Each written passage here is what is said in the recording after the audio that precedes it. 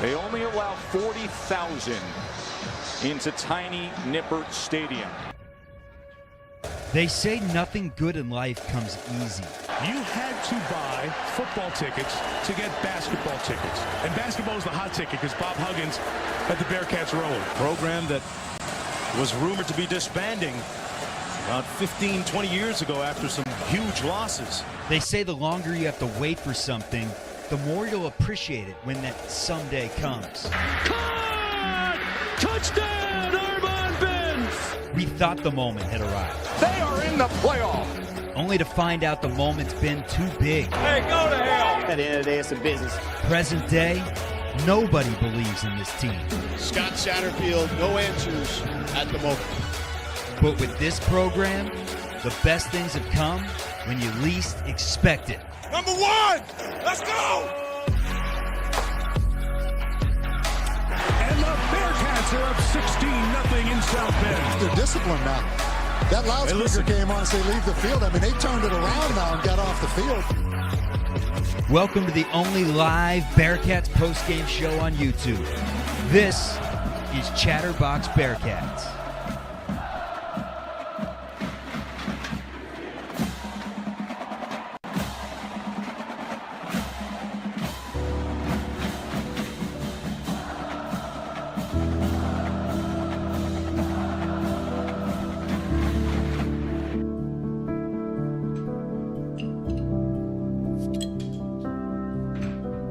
Dear Scott,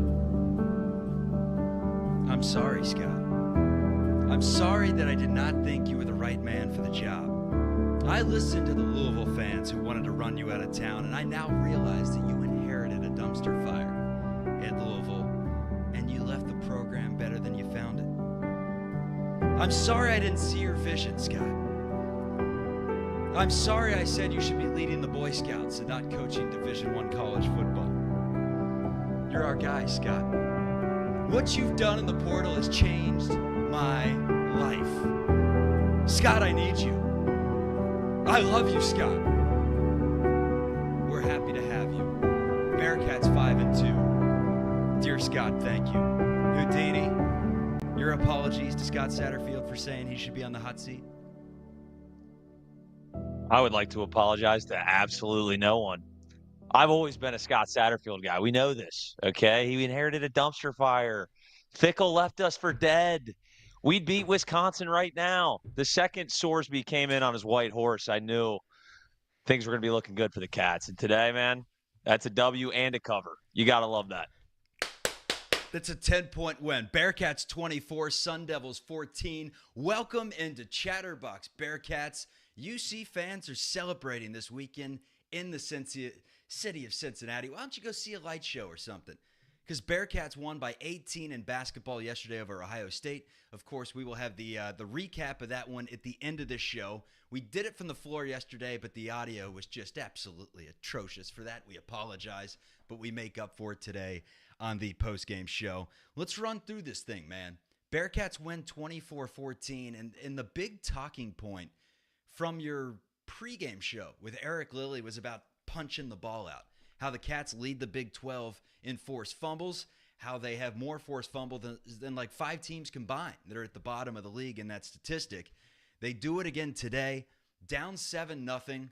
I thought Arizona State had a chance to really start to control the game if they could put some points on the board. Brendan Sorsby had just thrown an interception.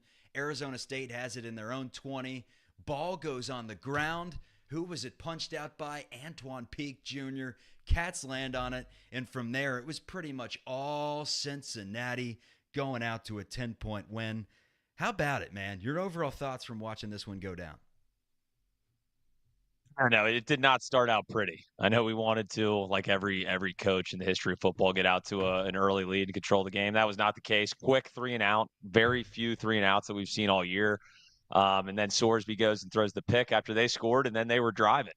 And that fumble changed everything. The thing about this game, though, dude, you put up a goose egg in the second half, you got to finish games. The amount of times that we've done this where we look like I don't know if we're just, taking the foot off the gas in the second half, but when we're playing a better team and maybe not Jeff Sims, you're going to lose that ball game if you put up 0 points in the second half. We should never be doing that with our four-headed monster, like we always like to say. Let's kind of run through how this game went. So Bearcats get it back down 7-0 after forcing the fumble. Brendan Sorsby goes with a little read option, rushing TD, takes it in. It's 7-7. Then Arizona State, these bozos on the road in the first quarter, inside their own territory, decide to go for it on 4th and 3. Golday crushed them for a loss. UC gets the ball back. Nathan Hawks hits a 46-yarder. It's 10-7 UC. Cincinnati gets it back again. 55-yard rush from Evan Pryor. It's 17-7.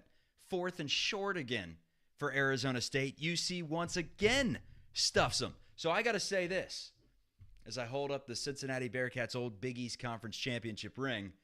Game ball. Ronnie Bass. No, game ball to the defense, man.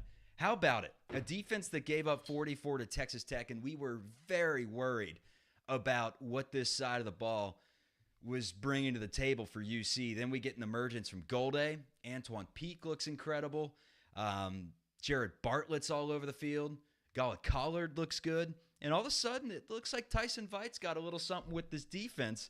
That's now back-to-back games where I guess there's one thing in common, backup quarterbacks, but UC keeps them in check, and then Arizona State, who've been scoring at a decent clip this year, they couldn't really do anything.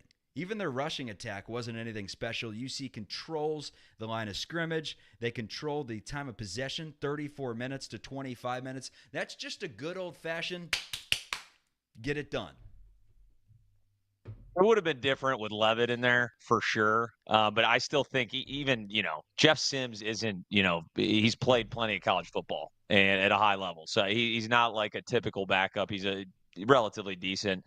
And to bottle up Cam Scatahu, he only had, look, he actually looked pretty damn good, but he only had 75 yards. I'll take that. He had a couple ridiculous runs. That one that we had him stopped at like the 8-yard line and he just shouldered the shit out of like 3 Bearcats players. That was pretty incredible. But from the defense, you're right, man. It was Peak. Thompson looked good. Bartlett, Golday. There was a ton of guys. Corleone obviously always looks great. The defense, I did not anticipate this. I didn't think we could turn the page on this defense, but it looks like we're kind of sneaky good. We're kind of sneaky good in the Big 12, man. Forget just bowling. We have aspirations. Never say never. A massive one's coming up in Colorado next week. We'll talk about that in a second, but let's kind of run through the box score. Sorsby, 23 of 31, had 206 yards and an interception. Did have 7 rushes for 26 yards and 2 TDs on the ground. What was your overall takeaway from Sorsby today? Even when he doesn't play his best game statistically, you still feel pretty comfortable with him out there leading the offense. Oh, yeah. I very comfortable. He had a couple, the announcer even mentioned it on some of those streak routes where he was throwing a little bit inside. He was slightly off, but he doesn't seem to lose any confidence when he throws an early pick. And half of those, I don't care. Hey, if we want to do a 50-50 bowl, it was more like a punt, really, on that 3rd and 7. So it didn't really affect the game much. We were going to kick it anyway. His pocket presence, the way he can run, he had a couple great runs again. He controlled the game. He did what he had to do. I'd love to see him throw for a couple of touchdowns, but hell, he had, 7 carries, 26 yards, and 2 touchdowns there. So we'll take it, man. Hudson, we got Sharon Peters, our friend Sharon Peters in the chat today. She's asking if you could take your shirt off. What's it going to take? Is it going to take a win over the Muskies this year for you to take your shirt off for Sharon? Yeah, we got to. Sharon, I really appreciate that. The tarps will come off. We can't do it in an Arizona State game. We got to save that for something real special. I don't think you're going to be very impressed, but when the time comes, the tarp will come off. Sharon Peters, what a great gal. What a great gal. We love you, Sharon. Houdini's got a lot of tats underneath that tarp, Sharon, so be waiting for it. Colorado, man.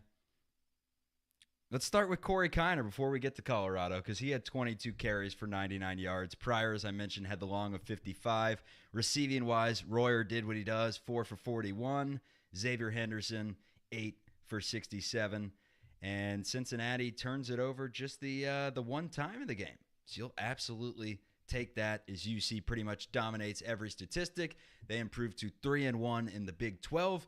They jump Arizona State in the standings, considering we hold the tiebreaker, and the Bearcats are now 5-2. And when you look at the Big 12 standings, it's BYU at undefeated at the time of this recording, and I guess they won against Oklahoma State on Friday, so that won't change. Iowa State's 3-0, Texas Tech's 3-0, Cincinnati is 3-1.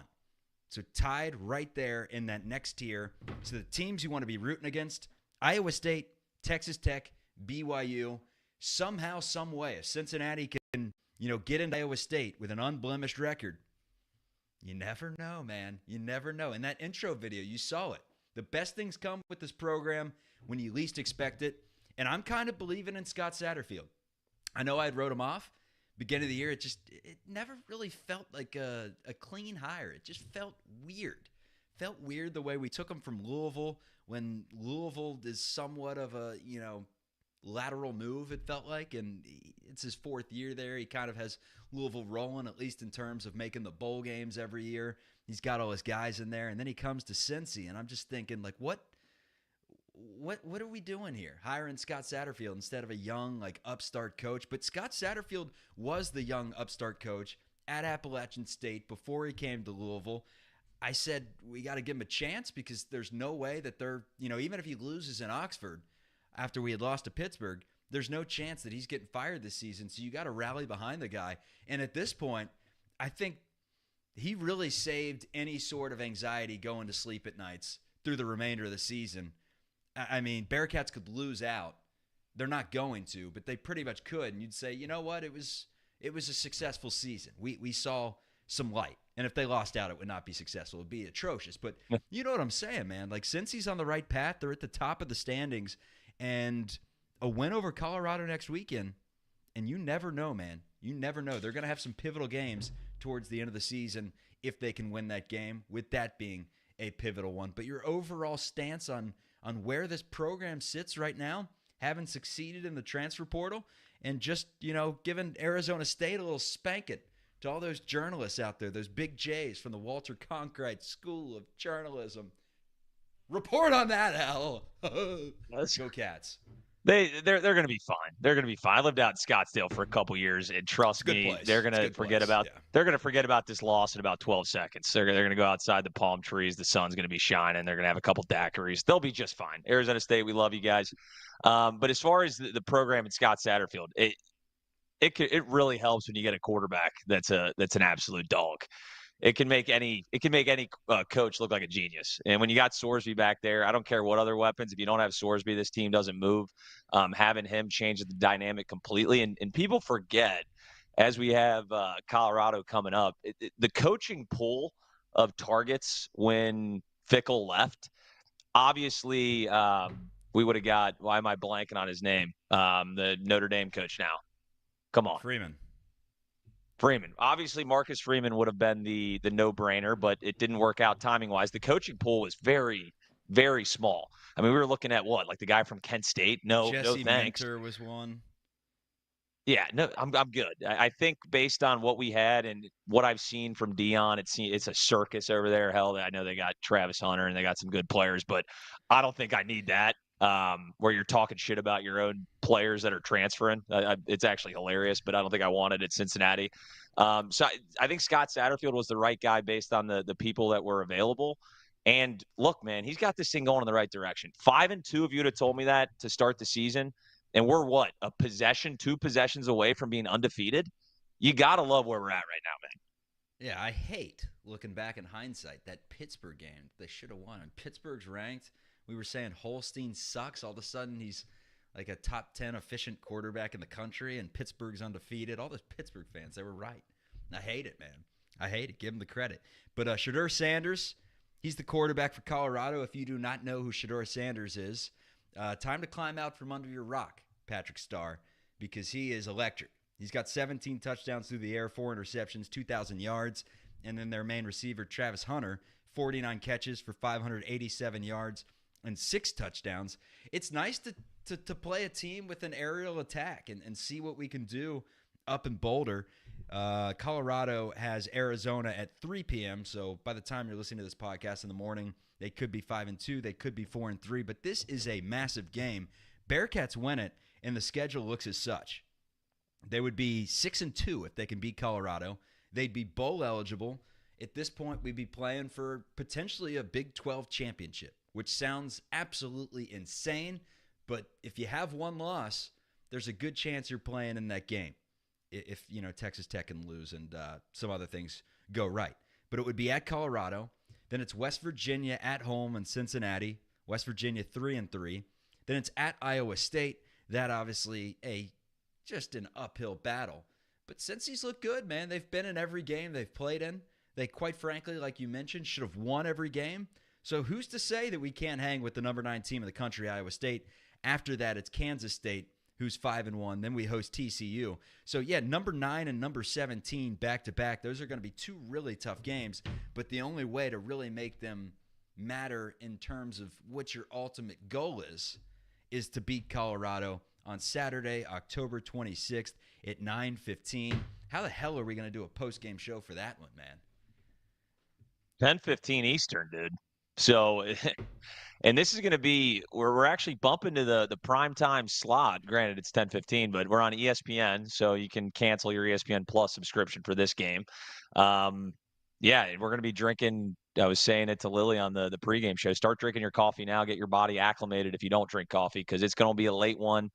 I mean, what would we do the live show at 3 a.m? I mean, I don't know. But it's going to be all eyes on us, massive everything with Colorado gets the media attention. So we're going to be on the stage, and hopefully we can ball out. I am terrified. We have not seen a quarterback like Shedeur Sanders. So what are you talking about? Eli Holstein. Oh, please. I know. I'm not saying Eli Holstein's fine. I refuse. He had like a 12 QBR last game, all right? They still won, but it is what it is. Shedeur Sanders is an elite. I mean, he's going to be a top 10 pick in the draft. And I think it's going to end up being a shootout.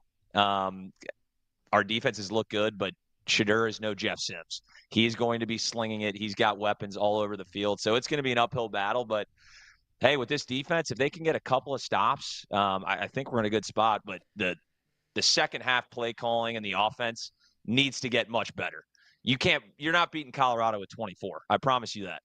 Yeah, that's what scares me. Second half play calling pretty much this entire year. When Cincinnati has leads, it seems like they just kind of get into a shell and they play to win the game instead of to run away with it. They get a little timid with their play calling. And then, of course, when they had the opportunity to not be timid, to be a little conservative, to kick a field goal to go up 13, they go for it on 4th and goal, and they're running, they're running option pitches, which is dangerous to potentially go the other way and really change the momentum.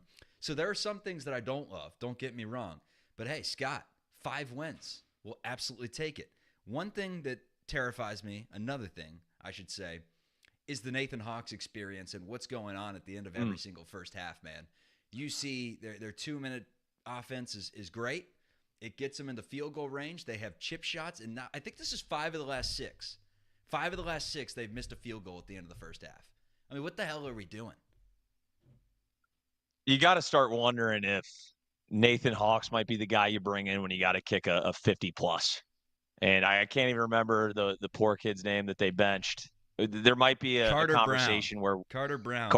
There might be a conversation where Carter Brown might have to take over some of these duties, because I have zero faith that I know we crowned him the next Justin Tucker, maybe a little prematurely, but he makes me very nervous. He's missed a ton of field goals. He's got the leg. It's the accuracy is a problem. So I'm certainly worried about that, because in a lot of games that's going to come back to bite you. I mean, hell, we lost 2 games by a total of 4 points. So yeah, field goals are important.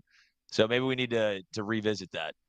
All right, fellas, this is an incredible weekend. And when we were doing the Texas Tech postgame, I remember a Red Raiders fan commented, like, you guys are talking about basketball after a football game? And my response to him was, hell yeah. We got a hell of a basketball program, Red Raiders. Sorry about it, A. And B, we got a hell of a team this year. Wes Miller and the boys taking down Ohio State 80-62. Houdini and myself were in the house for the game. I drove all the way in from Chicago and all the way back this morning just for one exhibition game. That's how much I care about what they were playing for, mental health, and also how much I wanted to see the Bearcats in action, and they did not disappoint whatsoever. Got there right as tip-off went off.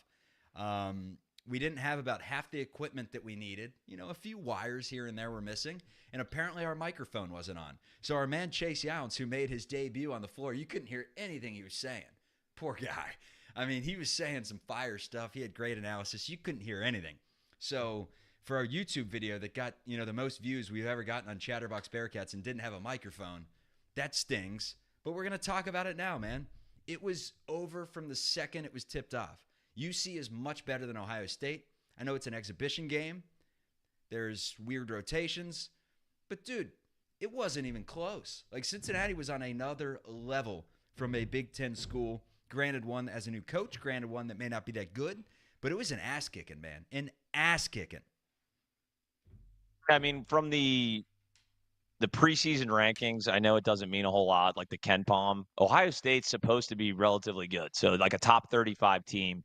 And, I mean, we beat the brakes off them. Like, start to finish, like you said, it was never close. I think if it was a real game, we could have won that game by 30+. I mean, we had our walk-on in with 10 minutes left in the game.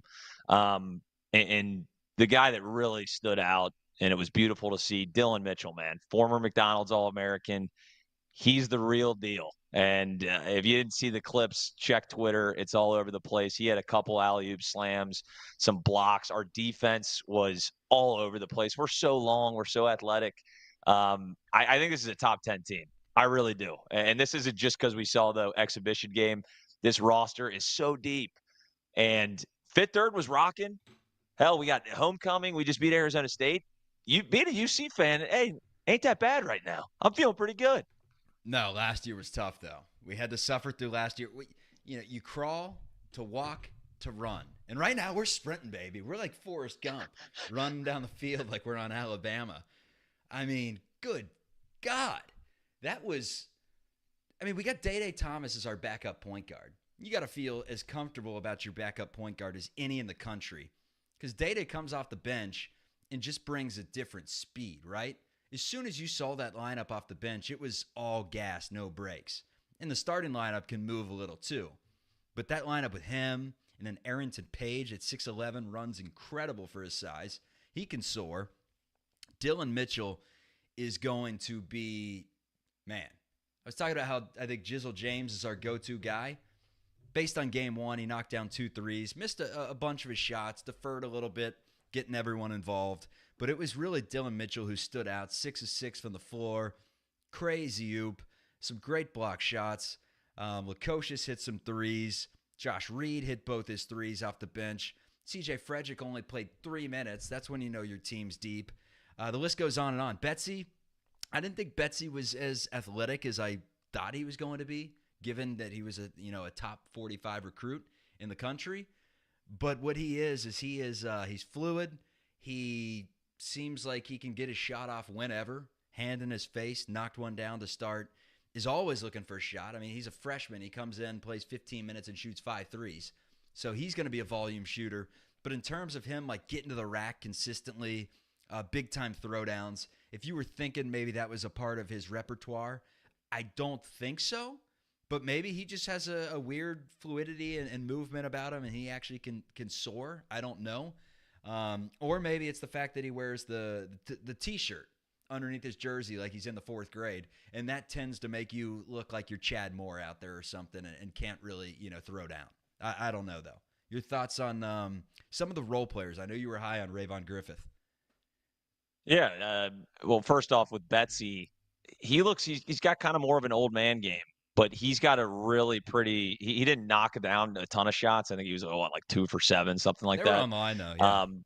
But he's got a pretty stroke. So, and like you said, he can get a shot off on anyone. He's 6'8", man. So if he can shoot remotely consistently, I think he's going to have a spot in this rotation.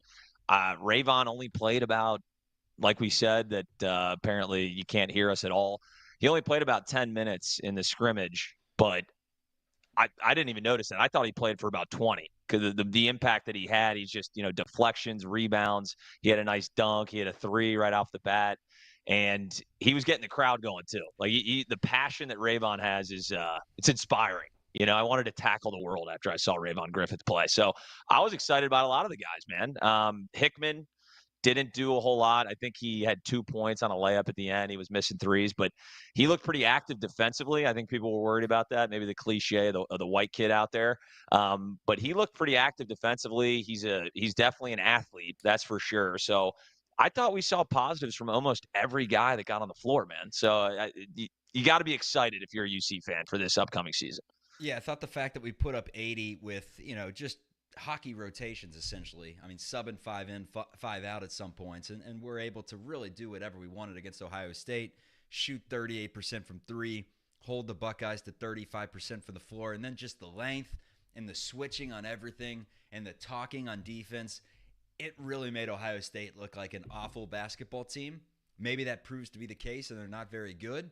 All I know is the win means nothing. It's an exhibition game, but the way they won it has to get you excited if you are a Cincinnati Bearcats fan. So once again, Bearcats win 2 this weekend. An 18-point drubbing over Ohio State, a 10-point win over the Arizona State Sun Devils.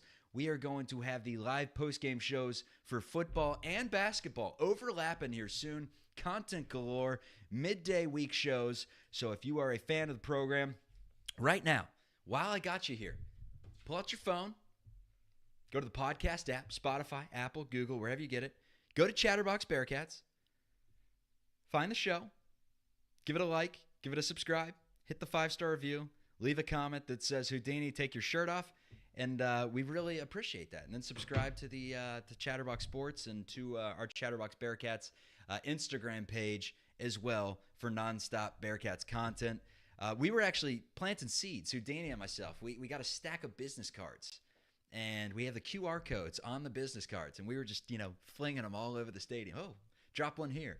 Put one on the top of the toilet. We put one at the bar in Covington afterwards. Just planting seeds. Letting everyone know that there's a Bearcat podcast in town that talks little cats, that keeps it real, and every once in a while has a little Corona on air. Houdini, any final words after a win before you go and enjoy your Saturday night, buddy? Oh, yeah, I think I'm going to hit the Blink show here. Check it out. Final words, man. It's a great time to be a Cats fan. It is a great time to be a Cats fan. Enjoy it while you can, folks, because I think this is going to be fun for the rest of the football season. And this basketball team, I might just plug them into the Final Four right now. That is what I love to hear. Chatterbox Bearcats, we're always here for you. Thank you for making it a part of your day.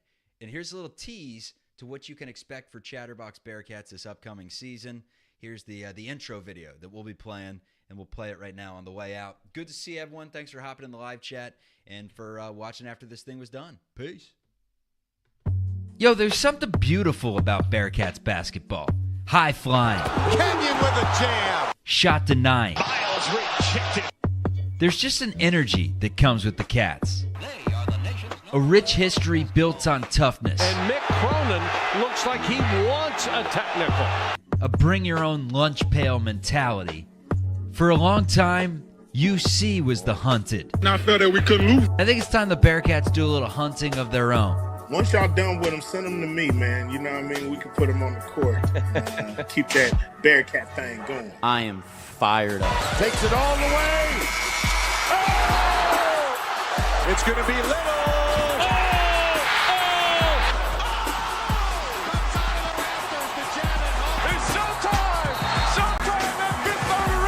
I wonder how Steve Logan would be over in Afghanistan or somewhere. I bet he'd be pretty poised. He just does not get rattled. Van Exel, he'll cut it loose. Watch out. Stevenson cuts it back. Oh! Kilpatrick outruns everybody. Johnson, the exclamation point. We've been dealt the king of heartbreak over and over again. Rozier. Smith. And... Everything they worked for was undone on one play. But I see the light. The Cats are back. Lukosius. Open three. Got it! Oh, baby! Welcome to the only live Bearcats postgame show on YouTube. This is Chatterbox Bearcats.